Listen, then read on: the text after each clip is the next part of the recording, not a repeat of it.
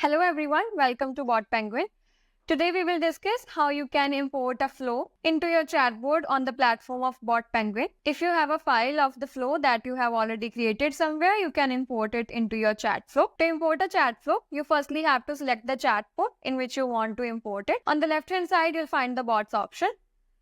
You can select the chatbot in which you want to import the flow. For the demo purpose, I'm using this website chatbot.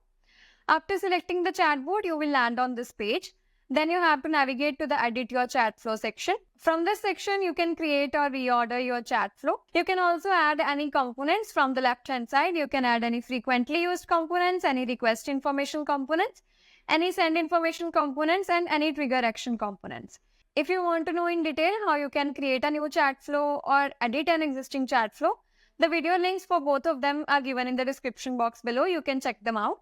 You can also customize the messages from the right-hand side if you want.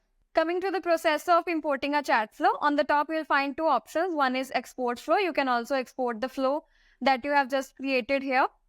And you can also import the flow by clicking on this button. The file should be in JSON format.